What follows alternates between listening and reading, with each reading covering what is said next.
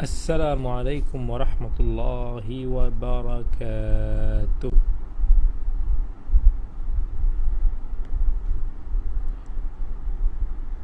Ahlan wa sahlan wa marhaban bik. Assalamualaikum warahmatullahi wabarakatuh.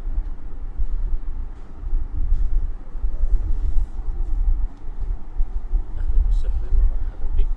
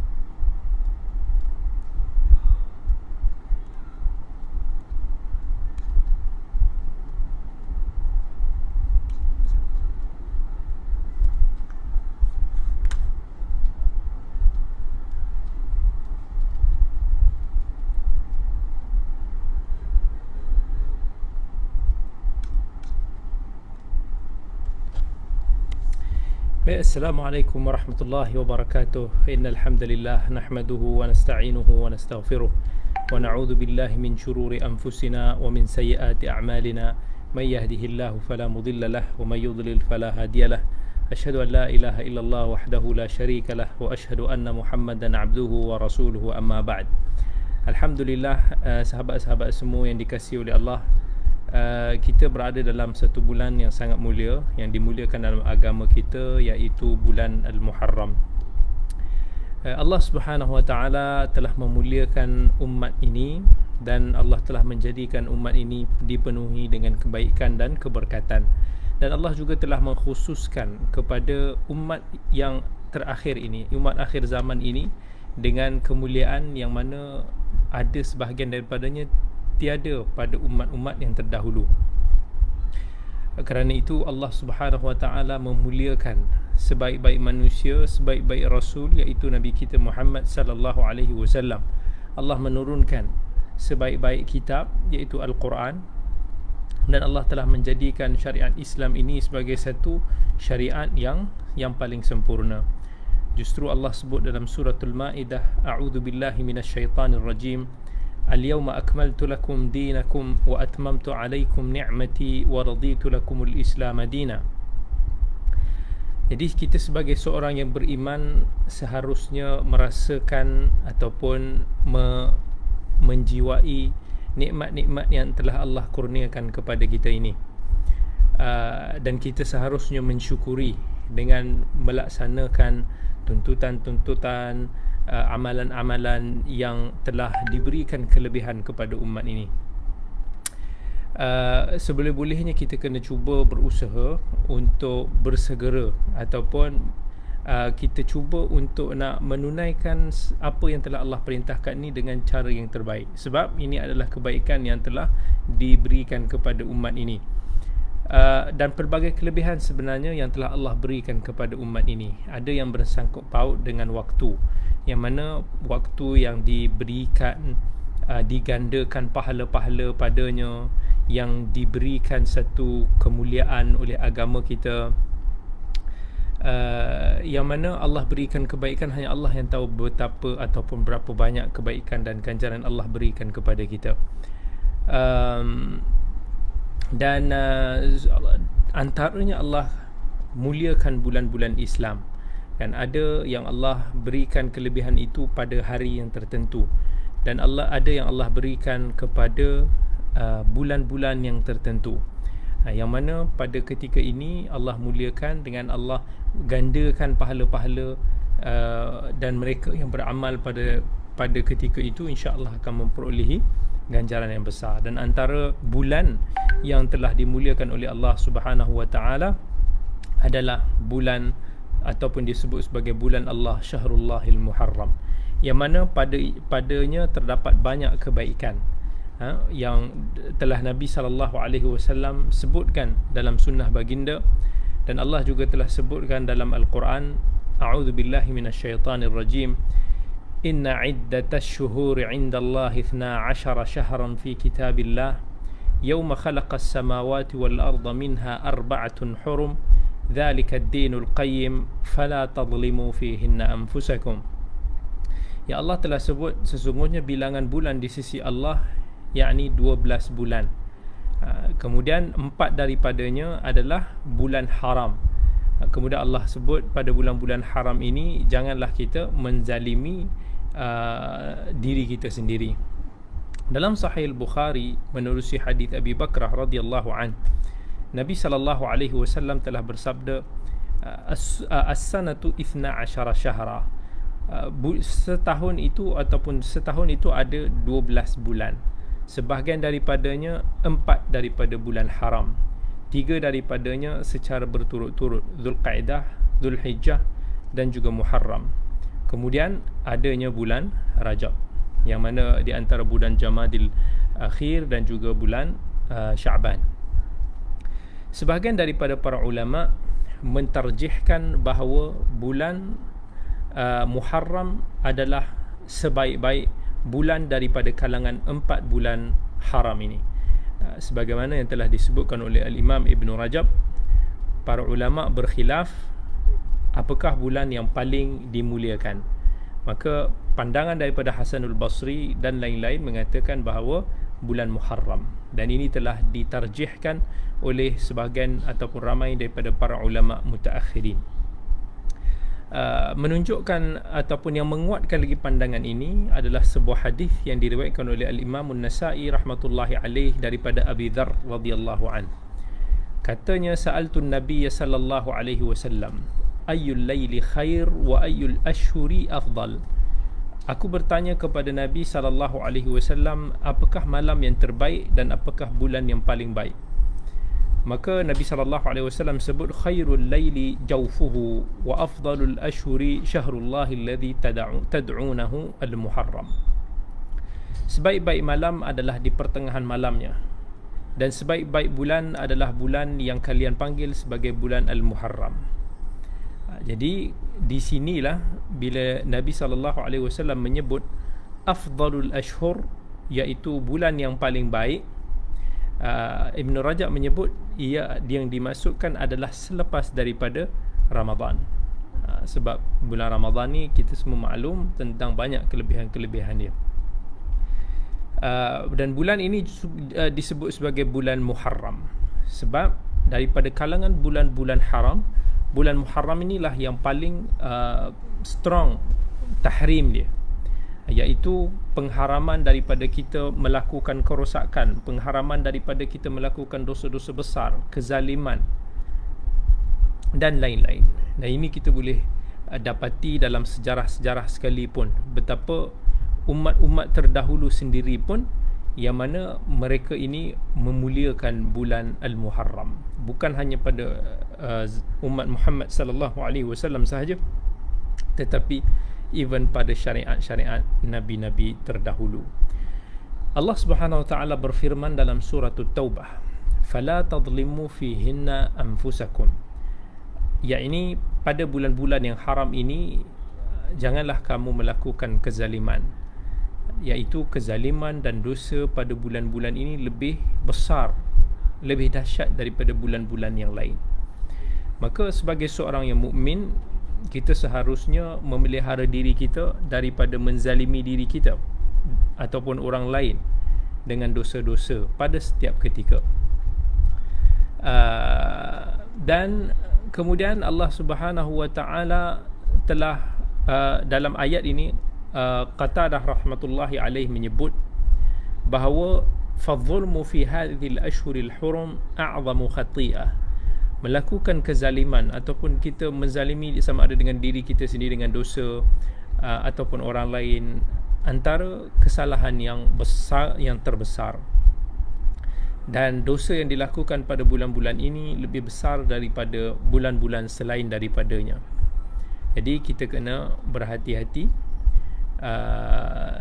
kita kena jauhkan diri kita daripada sebarang dosa ataupun kezaliman yang kita lakukan pada bulan ini, dan kita gandakan pula amal-amal soleh kita. Semoga insya-Allah pahala kita akan lebih berganda.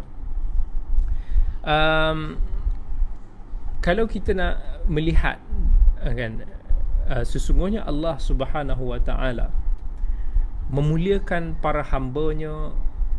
Ada sebahagian hamba-Nya yang Allah muliakan lebih daripada yang lain. Kan Allah telah muliakan daripada kalangan manusia ini para rasul. Kan Allah telah memuliakan tanah-tanah ataupun di bumi ini dengan masjid.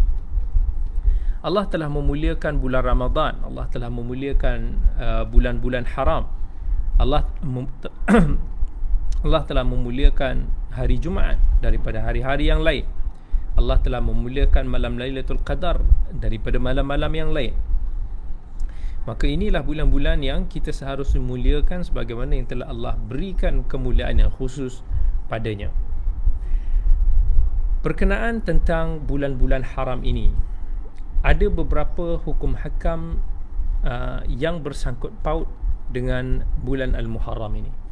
Yang pertama sekali adalah kita dilarang untuk berperang pada bulan-bulan haram. Ini apa yang telah disebutkan oleh Imam Ibn Kathir rahmatullahi alaih. Kan, cuma Ibn Kathir menyebut para ulama berkhilaf. Kan, adakah pengharaman berperang pada bulan haram ini masih lagi ada ataupun ianya telah dimansukhkan? Dan ini mengikut kepada dua pendapat ataupun dua pandangan. Salah satu daripadanya adalah ulama menganggap bahawa pengharaman untuk berperang pada bulan-bulan haram ini telah mansukh. Kerana walaupun Allah kata fala tadlimu fihinna anfusakum pada ayat tadi, tetapi Allah pada masa yang sama Allah telah memerintahkan umat Islam untuk memerangi orang musyrikin. Dan ada satu lagi pandangan mengatakan bahawa memulakan ataupun berperang pada bulan haram ini adalah haram hukumnya, dan ianya masih lagi tidak dimansukhkan. Dia tidak dimansukhkan di dalam agama kita. Allah sebut asy-syahrul haramu bisyyahril harami wal hurumatu qisas faman i'tada 'alaikum fa'tadu 'alaihi bimithli ma i'tada 'alaikum. Dan Allah sebut lagi dalam ayat lain, fa idzan salakhal ashhurul hurum faqtulul musyrikin. Dan bila telah berlalunya bulan-bulan haram, maka kamu perangilah orang musyrikin. Yang mana kita akan dapati pada ketika dulu orang Arab, walaupun daripada kalangan jahiliah, mereka juga memuliakan bulan-bulan haram ini. Jadi berpuasa pada bulan Muharram, iaitu puasa-puasa sunat pada bulan Muharram, antara sebaik-baik puasa juga selepas daripada bulan Ramadan.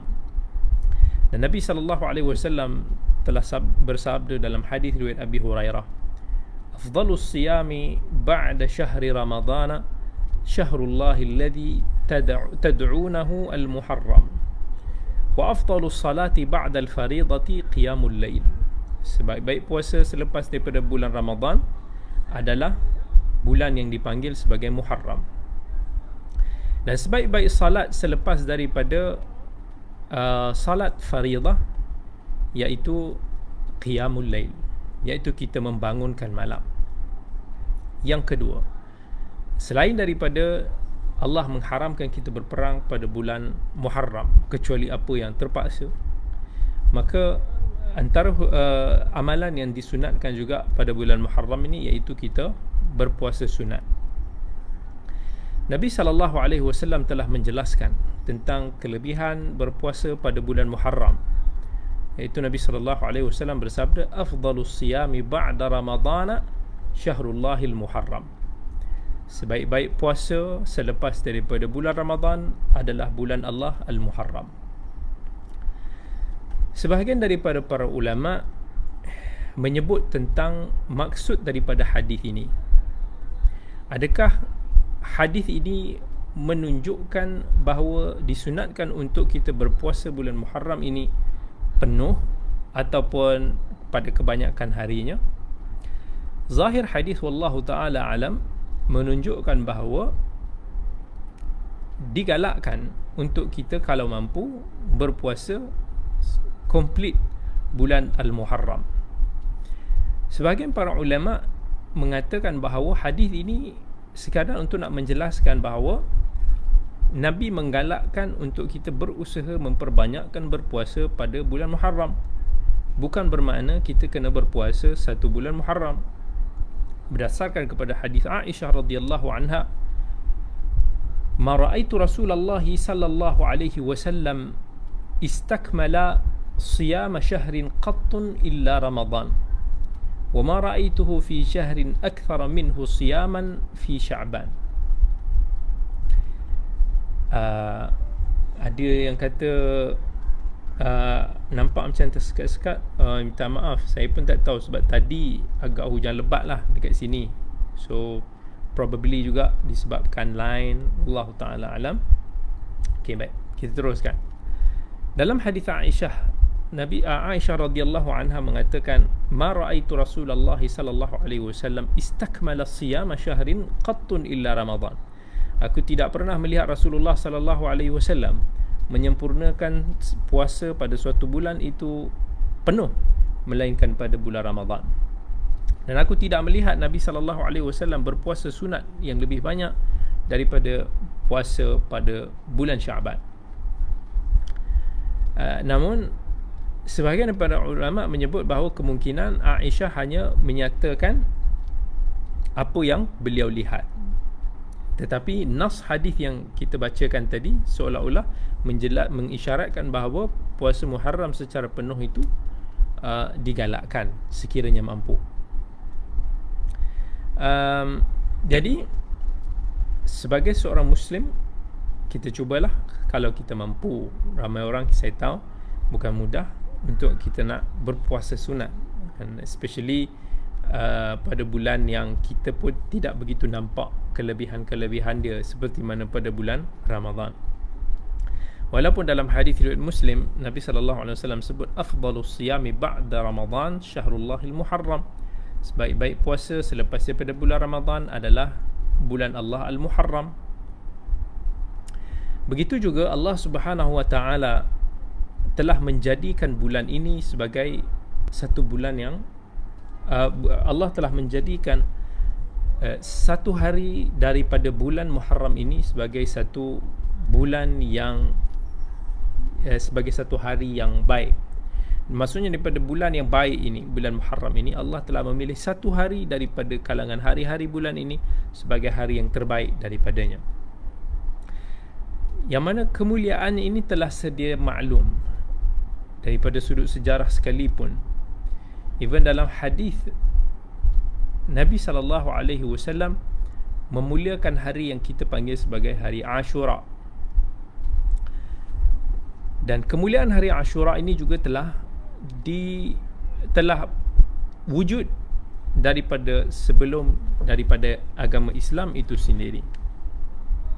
Dalam hadis Sahih Al-Bukhari riwayat Ibnu Abbas, ketika Nabi SAW tiba di Madinah, Nabi terlihat orang Yahudi berpuasa pada hari Ashura. Maka Nabi kata, "Ma hadha?" apakah ini? Nabi tak bertanya, Nabi bertanya tu bukan sebab Nabi jahil ataupun tak tahu, tapi Nabi tahu tentang kemuliaan hari tersebut. Nabi telah dikhabarkan, telah diwahyukan kelebihannya di sisi Allah, tetapi Nabi hanya takjub dengan perilaku orang Yahudi. Kenapa mereka berpuasa pada hari Ashura? Jadi orang Yahudi kata, hadha yaumun salihun, hadha yaumun, hari ini adalah satu hari yang Allah telah menyelamatkan Bani Israel daripada musuh-musuhnya. Lalu sebagai tanda kesyukuran, Nabi Musa pun berpuasa. Maka Nabi SAW kemudian menjawab, fa ana ahaqqu bi Musa minkum, sesungguhnya aku lebih berhak daripada dengan Musa daripada kamu. Sebab apa? Orang Yahudi konon-konon berpuasa, tetapi hakikatnya mereka telah menyimpang, menyeleweng daripada ajaran Nabi Musa AS. Maka Nabi SAW pun berpuasa, dan Nabi SAW menyuruh para sahabatnya dan umatnya untuk berpuasa. Kerana itu hari ini ataupun 10 Muharram itu dinamakan sebagai Ashura. Ashura ni sebenarnya dia daripada Asyarah ni 10. So seolah-olah macam nak kata hari ke-10 daripada bulan Muharram. Dalam hadis riwayat Ahmad ada disebutkan bahawa hari Ashura ini juga adalah tarikh yang mana bahtera Nabi Nuh berlabuh di atas gunung Judi. Maka Nabi Nuh pun berpuasa pada hari tersebut sebagai tanda kesyukuran kepada Allah Subhanahu Wa Taala. Ini menunjukkan bahawa seorang Muslim seharusnya kena bersungguh-sungguh ataupun bersegera untuk nak menunjukkan kesyukuran mereka kepada Allah Subhanahu Wa Taala dengan berpuasa. Dan bila Nabi Musa berpuasa sebab selamat daripada ancaman Fir'aun, bila Nabi Nuh pun berpuasa kerana telah diselamatkan daripada banjir besar, maka kita juga boleh menunjukkan kesyukuran kita kepada Allah dengan kita berpuasa. Bila kita bersyukur atas nikmat agama kita juga, kita berpuasa juga pada hari Ashura ini. Nabi SAW pernah sebelum ini melihat orang Quraisy pun memuliakan hari Ashura. Sebab ialah mereka pun mungkin ada pernah melihat ahli kitab di sekitar mereka pun, daripada situ pun mereka pun terikut-ikut ataupun terpengaruh.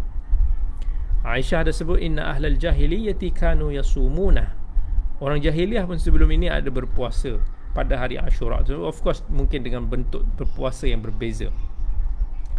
Mereka mungkin ambil daripada puasa-puasa orang Yahudi ataupun Nasrani yang hidup bersama dengan mereka. Apa yang dimaksudkan adalah Nabi SAW bukan bila Nabi muliakan pada hari ini, Nabi ambil daripada ajaran Yahudi. Tidak. Tetapi sudah tentu ia adalah wahyu daripada Allah Subhanahu Wa Taala.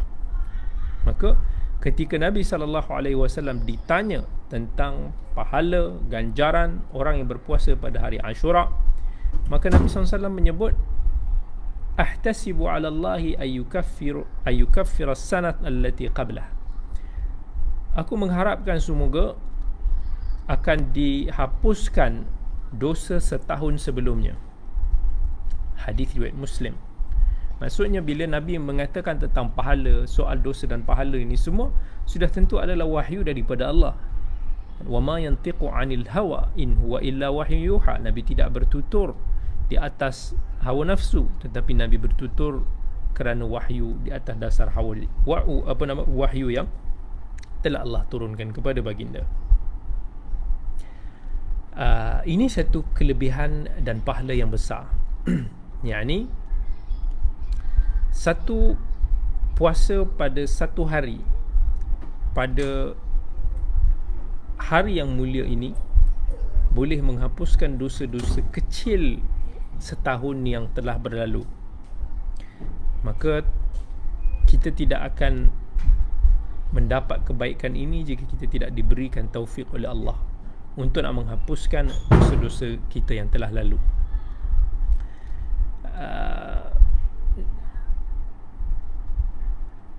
Ini seperti mana amalan-amalan yang lain. Ada amalan-amalan yang telah Allah ataupun Nabi kita sallallahu alaihi wasallam nyatakan bahawa sesetengah amalan itu boleh menghapuskan kesalahan-kesalahan dan dosa-dosa yang lalu. Seperti mana pada kita berpuasa pada hari Arafah. Ini kita dah puasa pada sehari sebelum raya haji hari itu. Ada juga Nabi SAW sebut contohnya kelebihan siapa yang mengucapkan subhanallah bihamdi 100 kali pada satu hari.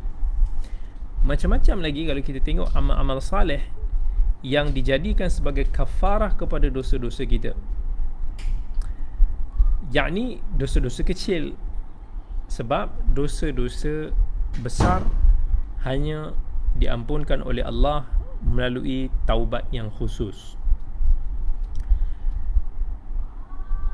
Dalam sebuah hadis, Nabi SAW pada akhir usianya, Nabi kata, sekiranya aku masih lagi hidup pada tahun hadapan, la asumanna at-tasi', maka aku akan berpuasa pada hari ke-9, yakni bersama dengan hari ke-10. Maksudnya Nabi kata kalau aku masih lagi ada usia pada tahun hadapan, aku akan berpuasa pada hari ke-9 Ashura dan ke-10 Ashura. Kenapa? Sebab Nabi SAW nak menyalahi orang Yahudi. Dalam agama kita banyak perkara-perkara yang Nabi sangat concern supaya kita menyelisihi orang-orang kufar, sama ada daripada sudut keagamaan, daripada sudut tradisi, budaya dan sebagainya. Kita sangat-sangat dikecam daripada menyerupai orang-orang bukan Islam. Dalam hadis riwayat Ibnu Abbas, dia kata hina sama Rasulullah sallallahu alaihi wasallam yaum Ashura wa amara bi siyamih, ketika Rasulullah SAW berpuasa pada hari Ashura dan memerintahkan sahabatnya untuk berpuasa pada hari tersebut. Sahabat kata, ya Rasulullah, inna hadzal yaumun tu'azzimuhu al-yahud wan nasara, ini adalah hari yang telah dimuliakan oleh orang Yahudi dan orang Nasrani. Nabi pun sebut, fa idza kana al-'amul muqbil insyaallah sumna al-yawm at-tasi', insyaallah tahun hadapan kita akan berpuasa sekali dengan pada hari ke-9. Tapi tidak sempat datang bulan Muharram pada tahun hadapan, Rasulullah sallallahu alaihi wasallam telah pun wafat. Jadi di sini disunatkan untuk umat Islam berpuasa pada hari yang ke-10 daripada bulan Muharram. Siapa yang nak puasa pada 10 sahaja, kalau tak salah di Khamis kan, pun boleh, tidak menjadi kesalahan. Tetapi yang lebih sempurna kalau kita boleh berpuasa sebagaimana niat Nabi nak berpuasa, iaitu kita berpuasa dengan hari ke-9 sekali, iaitu puasa pada hari ke-9 dan ke-10, untuk kita dapatkan pahala yang lebih besar.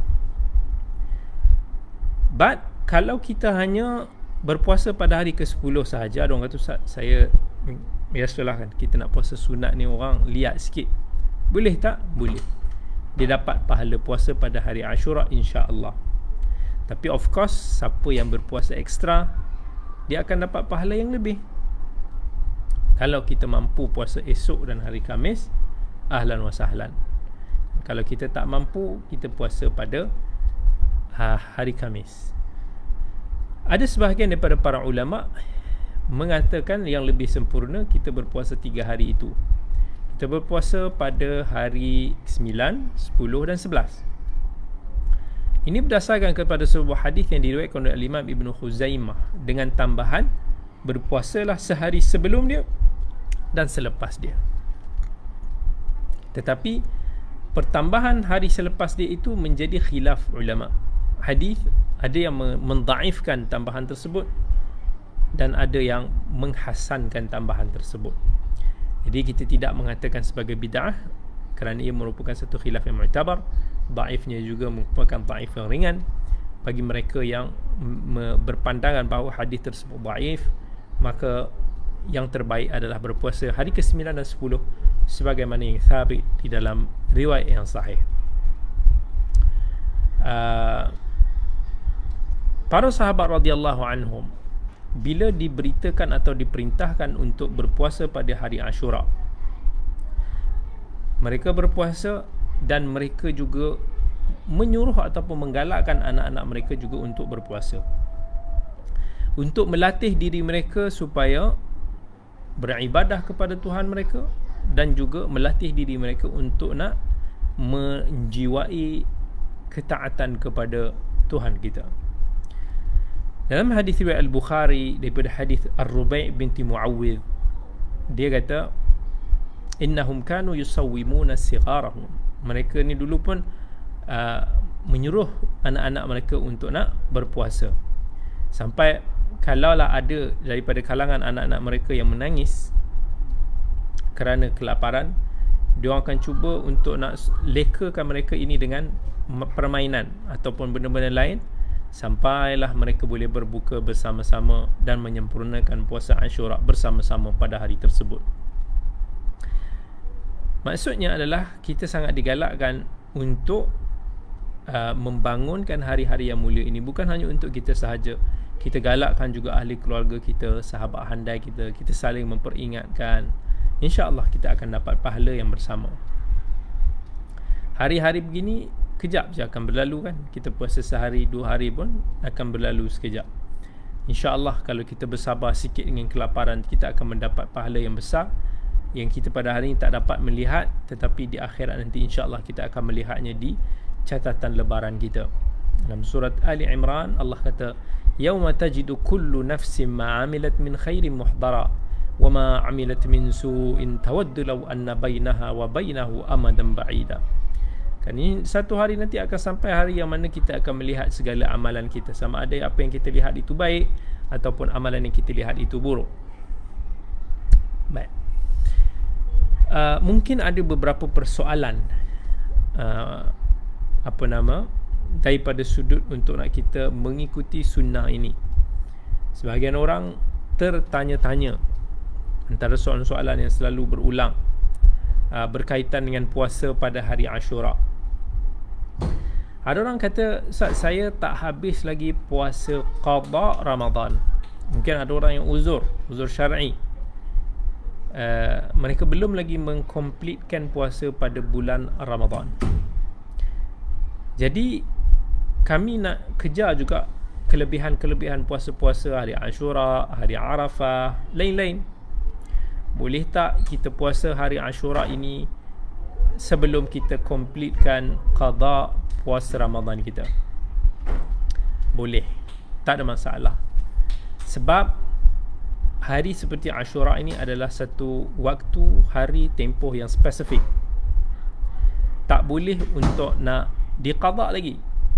Manakala qada pada puasa Ramadan, Allah berikan kelapangan, keluasan. Faman kana minkum maridan aw ala safarin fa'iddatun min ayyamin ukhar.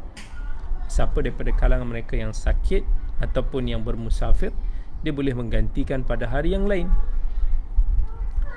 Walaupun ianya adalah puasa yang wajib, tetapi waktunya muassa', luas.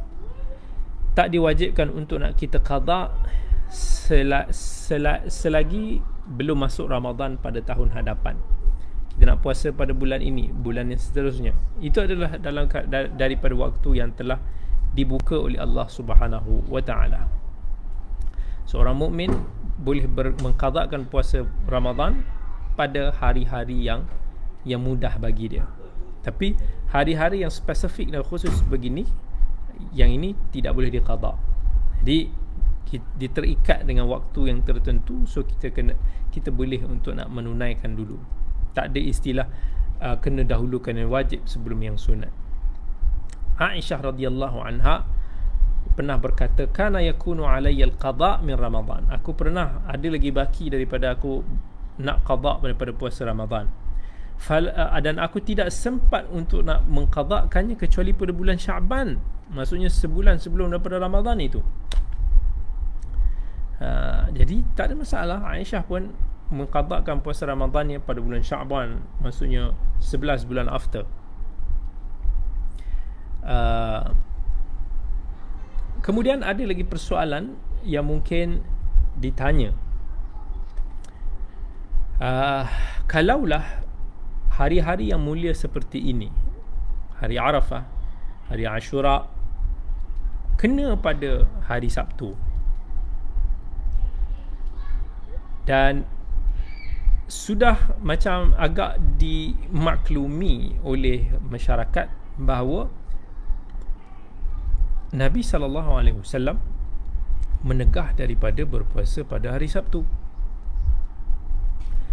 Hadis riwayat Ahmad daripada hadis Samma binti Busur, Nabi SAW bersabda, la tasumu yawm as-sabti illa fi mafturida alaikum.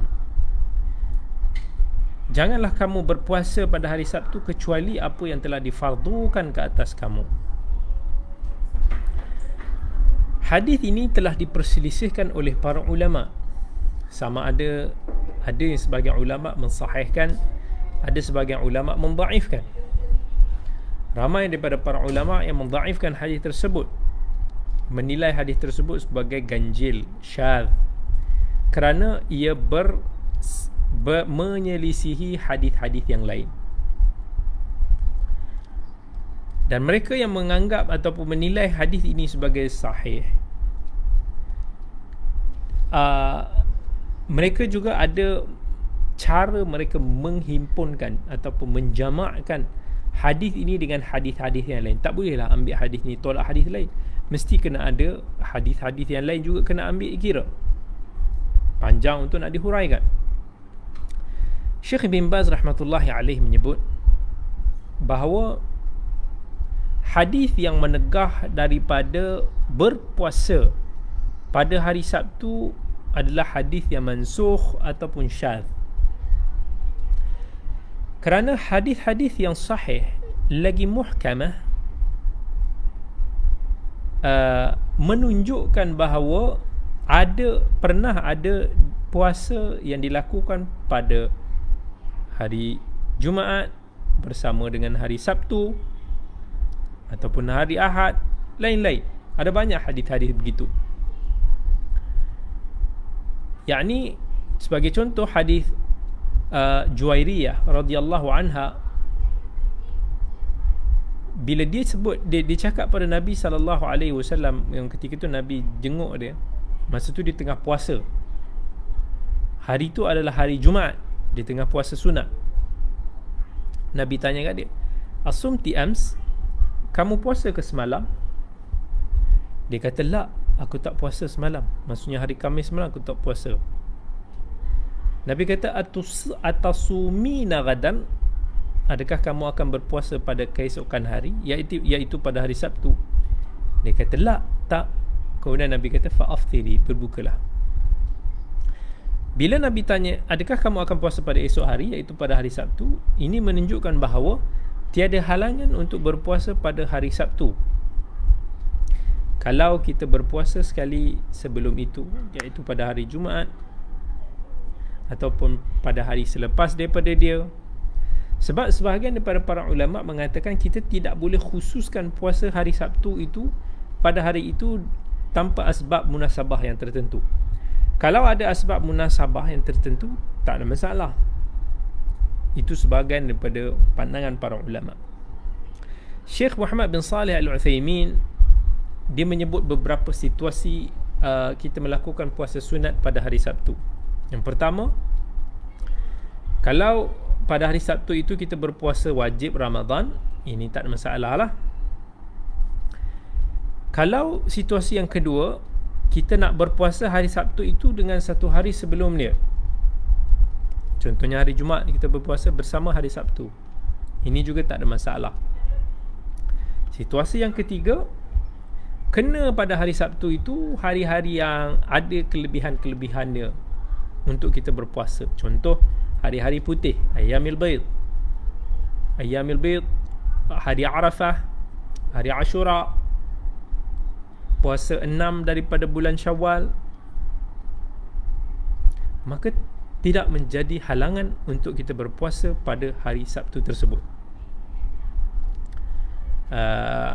Sebab kita berpuasa bukan kerana Sabtu itu, tak ada fadilat khusus tentang hari Sabtu, tapi kita berpuasa kerana fadilat hari-hari yang telah disebutkan tadi. Situasi yang keempat, iaitu kita berpuasa pada hari Sabtu itu kebetulan kena pada bila kita buat adat kita, contohnya kita puasa selang sehari, of course akan kena pada hari Sabtu juga, disebabkan seminggu ada 7 hari, dia bukan genap, dia ganjil. So kalau kita buat selang, dia mesti akan kena juga pada hari Sabtu. Itu tak ada masalah. Tapi situasi yang kelima, kita mengkhususkan puasa sunat pada hari Sabtu tanpa ada any specific reason. Bukan sebab kita nak qada, bukan sebab hari-hari yang tertentu, tapi kita saja nak puasa hari Sabtu. Yang ini kalau orang yang mensahihkan hadis tadi mengatakan yang ini dilarang dalam bab ini. So kalau mereka yang mendhaifkan hadis larangan berpuasa pada hari Sabtu, mereka kata tak ada masalah untuk nak berpuasa pada hari Sabtu. Mungkin illah dia adalah daripada sudut untuk nak menyelisihi Bani Israel dulu yang memuliakan ataupun berpuasa pada hari Sabtu.